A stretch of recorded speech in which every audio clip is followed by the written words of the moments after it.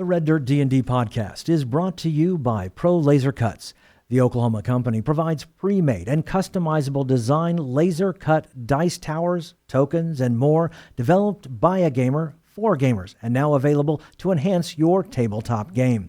Pro Laser Cuts products can be found at many Oklahoma City area game stores, local events, and now available online at prolasercuts.com. That's laser and cuts with a Z, Pro Laser Cuts. Why, hello there. I do not believe we've had the pleasure of being introduced before. My name is Poppy Tealeaf, and I am just so pleased to meet you today. You know, when my friends and I set out on this expedition, I knew my life would change, but I didn't quite know it would change this much. I definitely didn't expect the adventures that we would have. And I'm just so glad that you decided to come along for the ride with us. I'm always looking to make new friends, so if you could just do me a big ol' heaping helping favor and recommend us to your friends, leave us a rating, or give us a review on Apple Podcasts, I would be so eternally grateful. I really would. And Wildfire would as well. So, from me and Wildfire, thank you so much for listening to our tales from the Caliban Frontier and being a part of our lives. We do so appreciate it.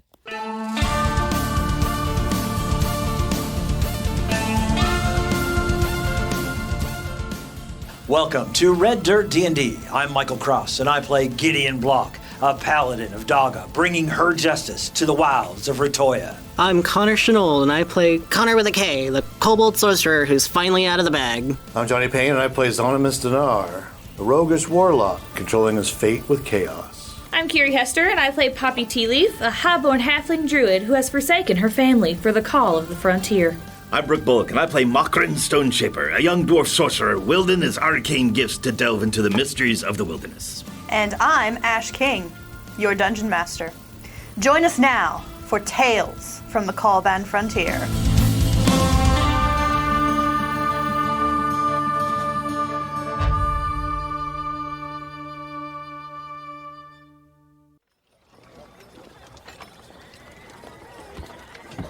With the appearance of the two strangers, two bounty hunter strangers, the infamous Evelyn Walker and her traveling companion Mordecai have rolled into town, bringing in with them a pair of prisoners destined to be taken to Junction City. Xonimus has just had a brief conversation with the pair of them, learning that they're being arrested for the crime of stealing Dwarven Firestone, claiming that they plan to take it to an artificer somewhere out in the wilds. Riza, Eve, and Mordecai have all started walking towards the jackalope, intent on giving Mordecai and Eve a chance to rest from their long travels. The rest of you are currently still outside of the town jail. Riza trusting you to be on your best behavior. Hey, Gideon. Xonimus, what's going on?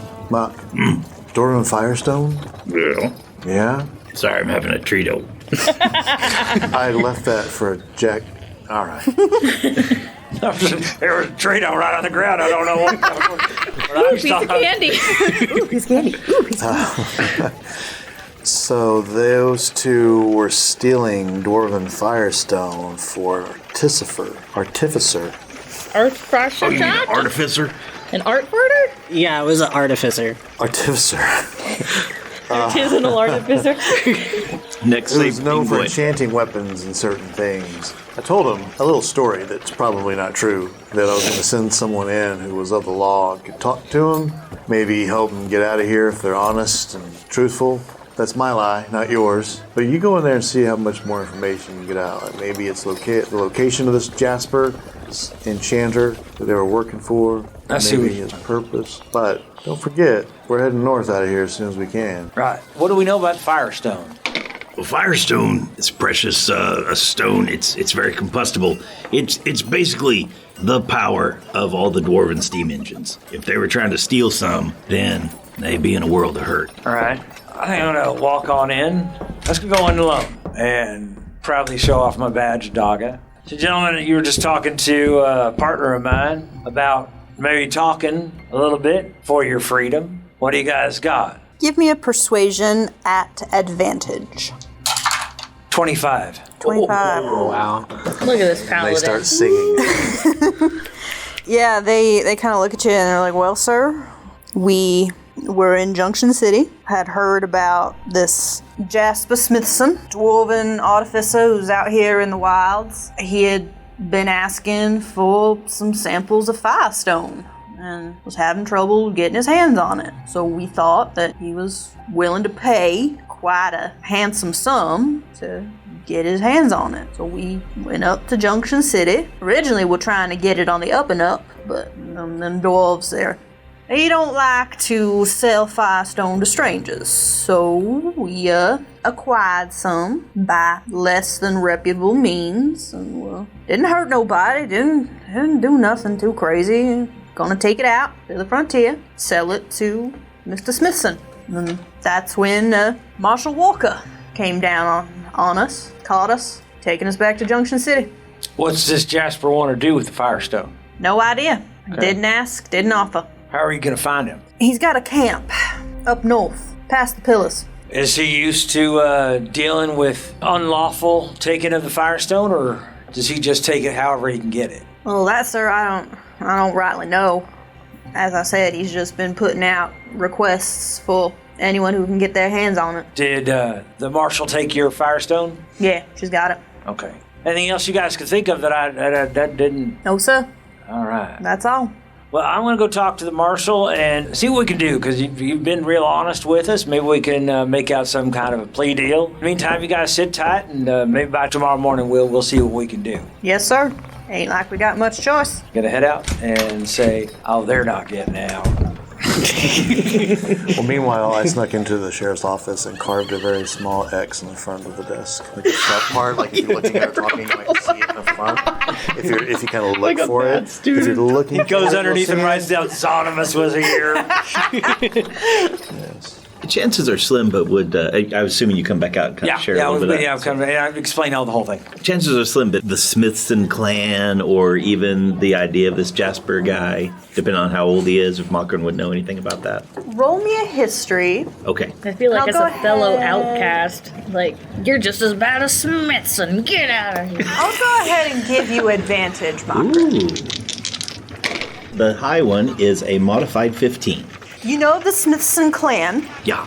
They are mostly known for being weaponsmiths, and specifically gunsmiths. Ooh. You remember hearing something about a fairly prominent member of the clan just straight up leaving. Not kicked out, not exiled, leaving. Gotcha. And heading west on his own accord. Or do we know? You don't rightly recall, because it was more the shock and scandal of leaving. Why would you want to leave? Exactly. Especially with it being the prominent member in good standing. This has also been probably a good 20, 25 years ago. Okay. So it's been some time. We're probably early evening, late afternoon. Yeah, it's getting towards sundown. How are you guys feeling about let's go get something to eat over at the long rest and maybe call it a night unless we got something else we got to do? And I explained also, by the way, this Jasper guy might be up north. Something we could do on the way as we're heading, he says, past the pillars. 2 stones, 1 bird. Is that kind of situation? Exactly.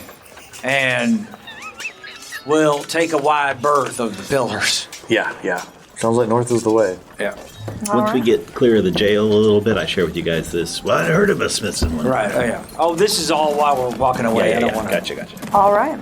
So, you all head back toward the Long Rest Hotel, obviously intent on staying one more night. Alyssa, has dinner out for you. Eventually, the trio, Mordecai, Eve, and Riza, do come over to partake of dinner. Obviously a little sloshed. More on Eve. Mordecai seems to be quite sober. Can I go talk to Eve? Sure. I'm going to go sit up and say, so how long you been marshal around this area? Oh, about to say, it's been 15, 20 years now? And you've just been out and about in the wilds. That's what I do. Sheriffs like Riza here, they have their protectorates. Little towns, bastions of civilized living. That's not for me. I like it out there. out where a woman can find some room to think. I understand. This few times we've been out in the wilderness, that's amazing. Ain't nothing like it. No feeling like it in the world. We had a little bit of an adventure with Lamia by the name of Aldonza and some Yodis. And I saw a Yodi once. we saw a whole pack of Yodis. In fact, I actually made very good friends with them. Witakay, you hear this? Have I seen Mordecai? Has he pulled back his hood yet? He's pulled it back a little farther, and actually now that the sun has gone down, he's pulled it fully off. And we're inside, and Piercing blue eyes, pale skin, long white hair. You do notice that he sticks to just tea or water, but kind of quiet, just kind of keeps to himself. Lets Eve do all the talking. Is it history or nature to kind of get a feel for what his species might be? Well, I mean, I can tell you just looking at him, like, he's definitely human. Okay. Oh, he's human? Yes. Oh, he's not elf? No. Okay. Maybe something funky going on in the bloodline, like way back, that's affecting his appearance. Gotcha. But nothing in terms of like, he's clearly got like an elven parent or something else going on. So I say, well, interesting. As you've been out and about, you ever heard of a Empire of the Eternal Flame? Eve kind of looks over Mordecai. Weren't you just telling me something about them, about the legends or something, Mordecai?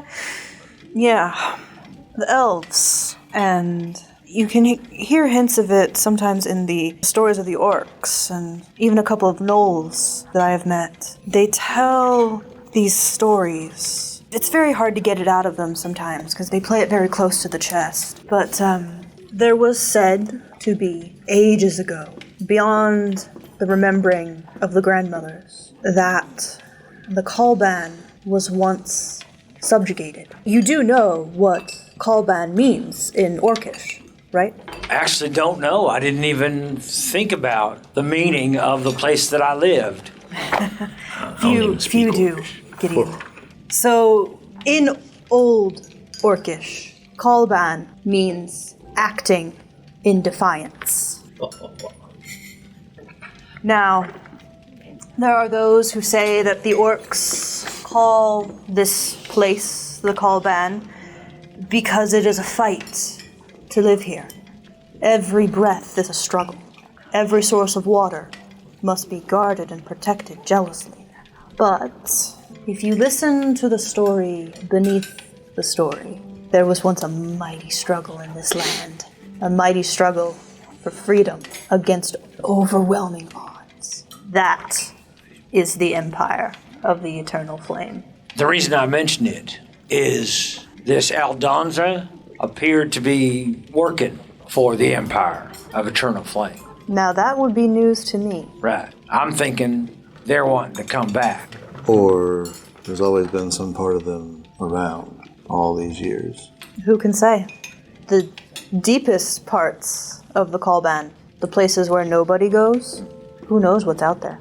Or even farther out west. Well, you say, who can say, but we encountered a powerful, very elder creature who was flying their banner only a few days ago. So other than the tales, you've not heard anything about something currently going on? Everything you have is history. So this might be something new. They were looking for the Temple of Nightmare. Nightmare. That's one of the 9. The Terrible Black.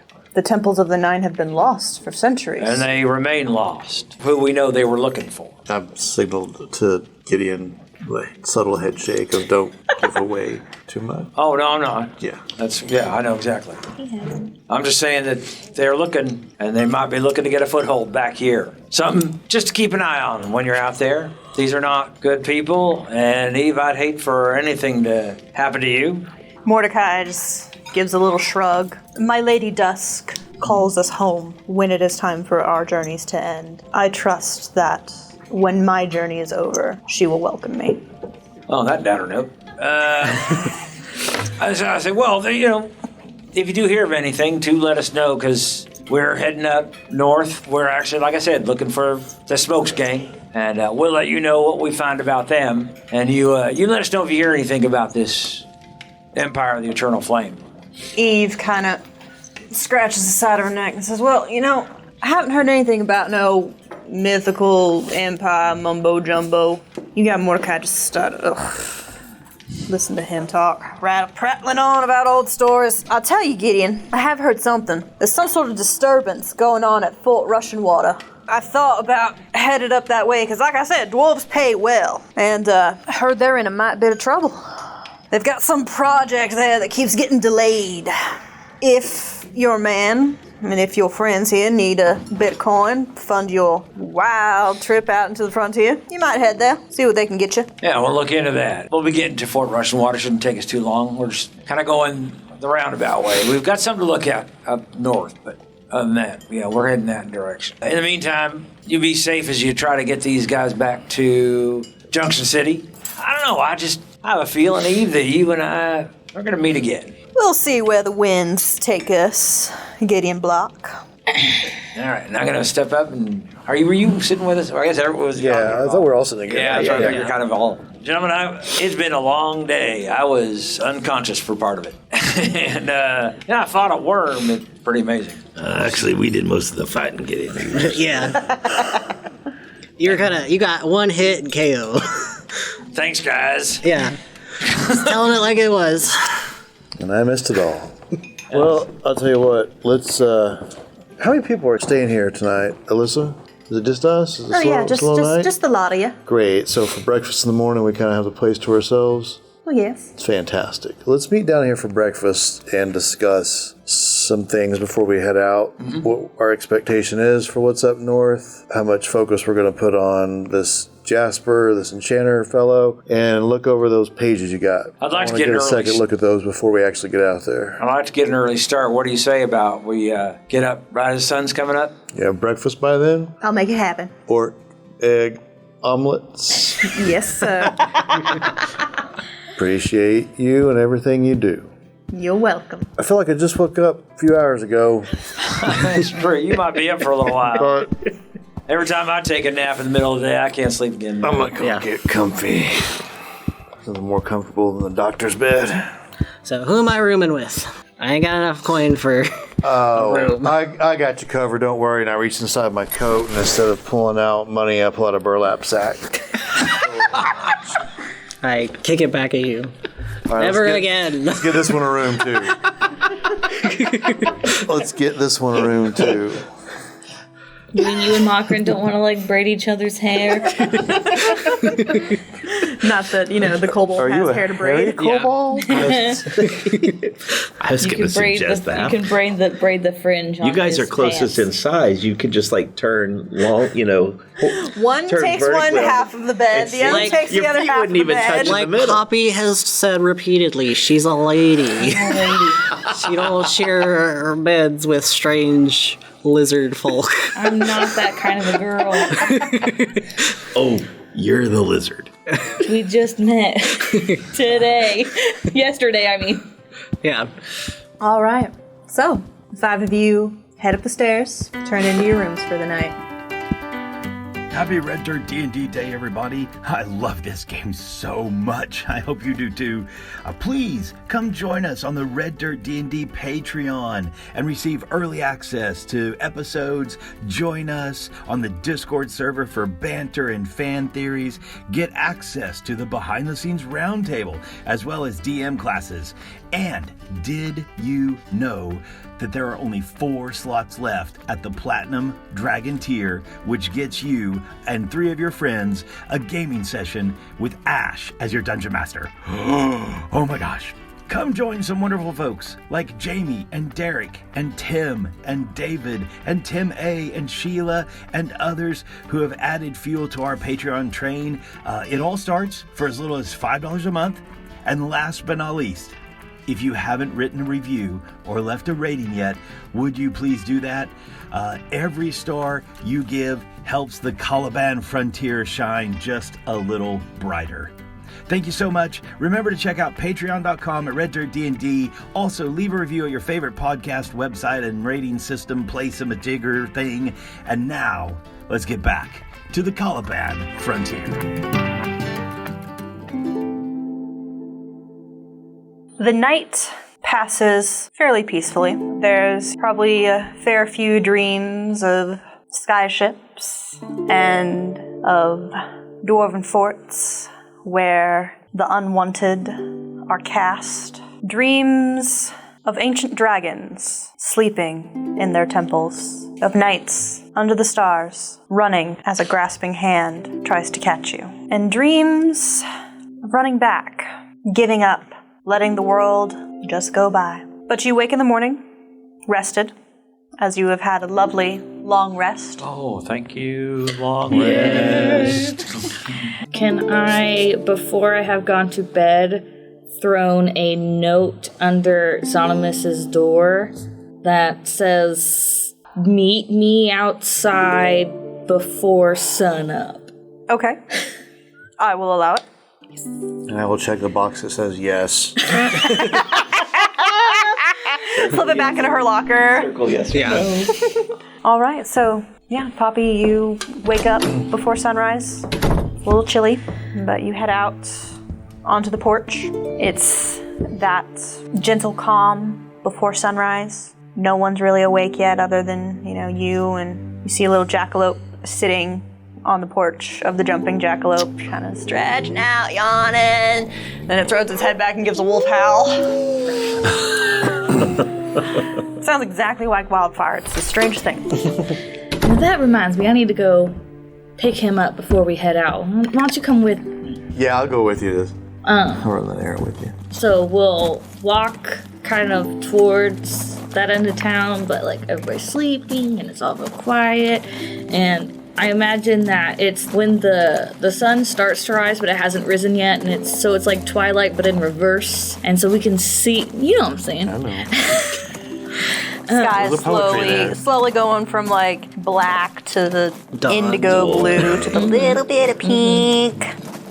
I've lived a very sheltered life, and I'm kind of new at this Crumble Mountain save the world stuff, and I don't always know what I'm doing. I don't always know what the right thing to do is, and I can just operate on what I know and what I feel. And at that point in time, I felt like it didn't matter, that the only way I could save the people that I cared about was by leaving and taking the danger off of things. But now I'm thinking that maybe that's not the right thing to do, and that things will sort themselves out, and maybe I need to go and become the save the world person, and then I'll come back and it'll be I have leveled up in life and I'm more powerful and stuff. And she doesn't notice. She keeps walking for a few steps, and then she notices and looks back. You know what I'm saying? And so I know that you're mad at what I did, and I just wanted you to know that I was doing this is a bad apology. I'm sorry. And I haven't ever really met anybody who genuinely liked me or cared about me or anything like that. I was, a chess piece on a board, and it's a new thing for me, and I don't understand really how to form relationships and bonds with people that don't view me as kind of an asset, and so I'm not very good at it, and I'm just trying, and I'm sorry. Well, I don't know where to begin. But I know that when I was Anarchy was carrying me away, and I saw you laying on the ground and you were moving, and it made me really scared, and I just don't want to be far away from you ever again. So I would really like it if you forgave me and came with me to pick up my best friend Wolf. I'm going to walk up to you, and this height difference is so weird. And I'm going to get down on my knees and just stare at you for a moment. Hold your gaze. And I'm going to suddenly just grab you and hug you. Pull you in, it's cold even. Make sure my coat's around you a little bit. Hug you up tight. I'm not going to let you go, as I say. Well, we're going to talk about that thunder wave. But I'm more angry that you got up and walked out this afternoon. But I forgive you. And one day you will find people who do love you, maybe. I don't know when. Might take a long time. Might be a while. Could be tomorrow. Could be, yeah, it's another joke. You know, I never can tell when you're Well, just assume everything I say is a joke and just laugh at me. I'll let you go. You hit me with that thunder wave. It broke my heart. It did. I thought it was just another one of those times that I got in the way. Was someplace where I shouldn't be, wrong place, the wrong time. Because it's happened before, and we've laughed about it afterwards. I think that's the reason I didn't get back up. I think it was the realization that kept me on the ground, not the impact from your spell. But now I have to thank you for doing it, because it led to something pretty amazing. And I'm not mad at you. I'm mad at you for wanting to leave. I'm mad at you for walking away this afternoon. I'm proud of you, too, for what you did out there at the Pillars. I don't know about this crazy worm business, but the choice you made with Anarchy, I don't know what it was that made you change your mind, but do you remember when we first met? And I'm going to use prestidigitation to fill the surrounding air with the scent of popcorn and peanuts and cinnamon. I have no idea where that wide-eyed, terrified little girl is, because I see someone stronger than that here, standing before me. And I need you. I need you to not be far away from me. I can't do this without you. I'm about to go do something that I need someone who can crumble mountains with me. I need all of you, but I need you the closest. I need you to stay with us, with your family, who's not going to try to make you do something you don't want to do. I wasn't planning on leaving. Well, I don't know how you felt after Anarchy tried to drag you away. Just because you turned on Anarchy, I didn't know if your thoughts changed much on leaving. Now they know what to look out for, I think, Yazgash and Rizek. Alright. He kept saying that how it made you feel, how everything's made you feel, and how you felt, but were you feeling it or were you thinking it? I'm very confused. You were just talking about, you didn't know. I have a lot of feelings all the time. Which feelings am I? Let me ask you this. Have you heard the story of the Orc and the Auric? Yes, I've recently become familiar. Yaz? Yeah, of course. Did she tell you the Auric was heart? I think the Auroch was a metaphor for... Actually, I really don't know. I think you're using the word feeling a lot of times that you might be looking for the word thinking. I'm not telling you that you are. I'm not trying to trick you into thinking you are, but just, we got a long trip ahead of us. Maybe think about it. But you just told me to not think. This is very confusing. Isn't it? You gonna be alright? I'll be fine. We gonna be alright? I'll be fine. Are we gonna be alright? Oh, I don't know. I can only speak for me. We're gonna be fine, Poppy Tea Leaf. I'll stand up.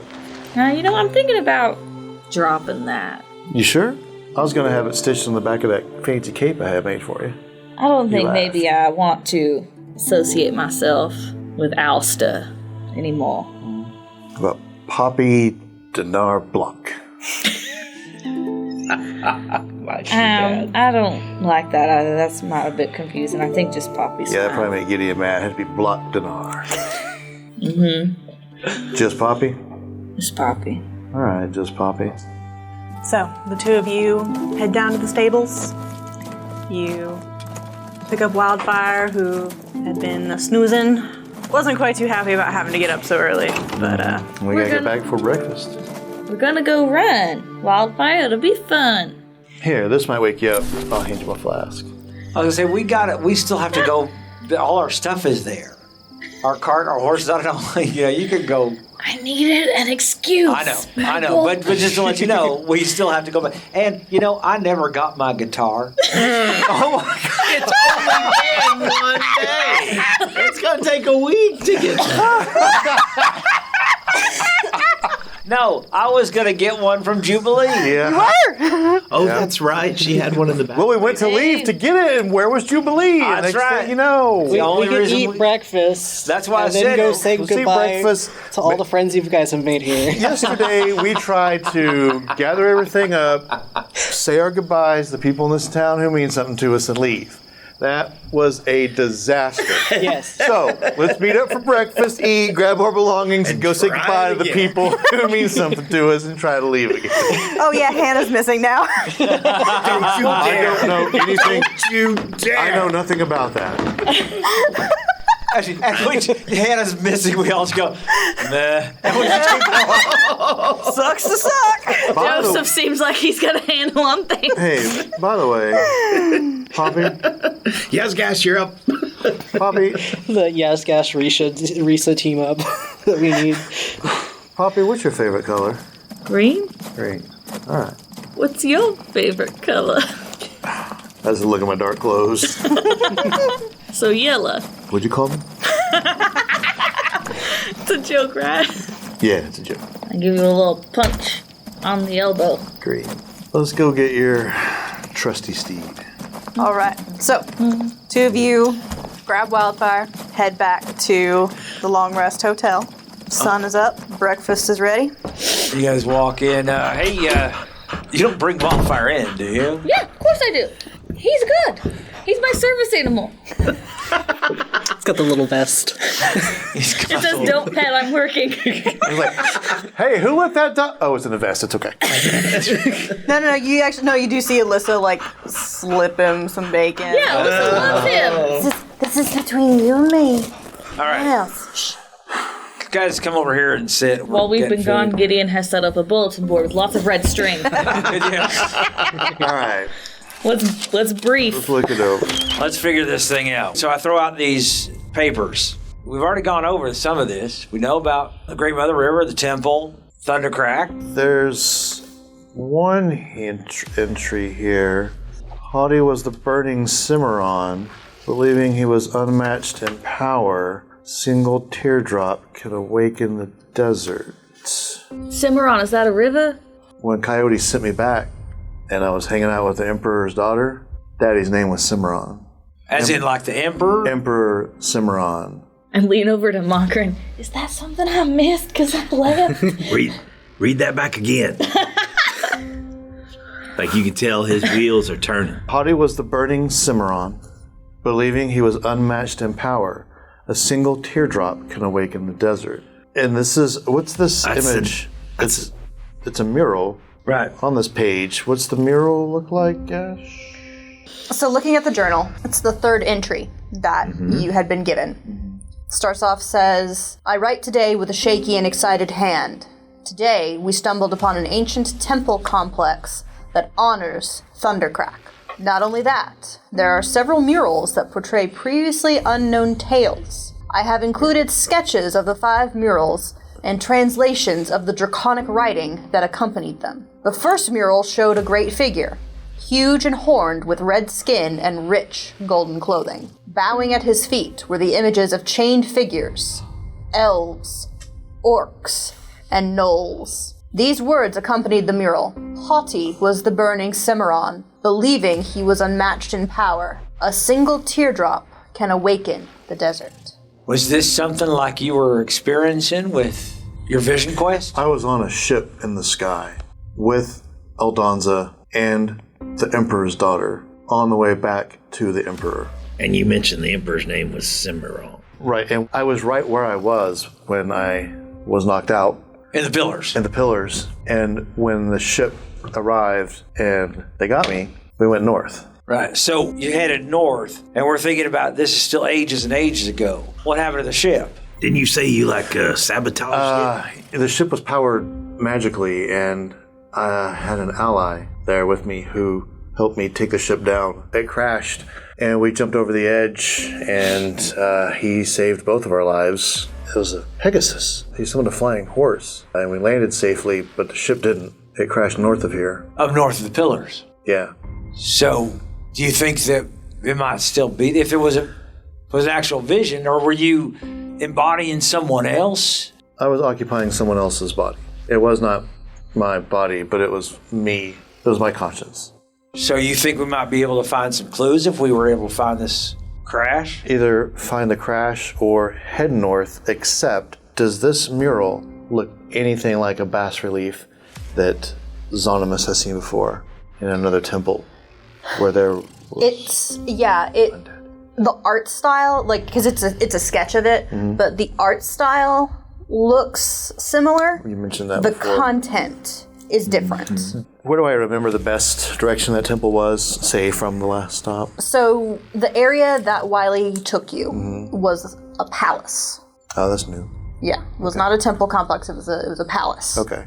And it was kind of farther to the north. He's got pictures of the murals in here. And so when we look at this huge horn with red skin and rich golden clothing, how similar is it looking to Smoke's people, not himself? I'm saying his species, not his. Yeah, not, how much his, tiefling, how much devil? Or how much Ifrit. Oh, yeah. Very, very Ifrit on this figure. Thought. I think that's what Smokes is looking for. Yeah. He's looking for his people. Something else jumps out at you, Xonimus, as you're looking over these entries. The fourth entry states, "Today we uncovered 4 more murals deeper in the complex. Each one was labeled as a key guardian. The first showed what looked like an aged orc shaman cupped gently in her hands was a new sapling just beginning to sprout, set against a background of 4 large mountains. The second showed an elf riding a Pegasus while a whirlwind chased them through the skies. The elf appeared fearless and unafraid of the danger, laughing at the possibility of his death."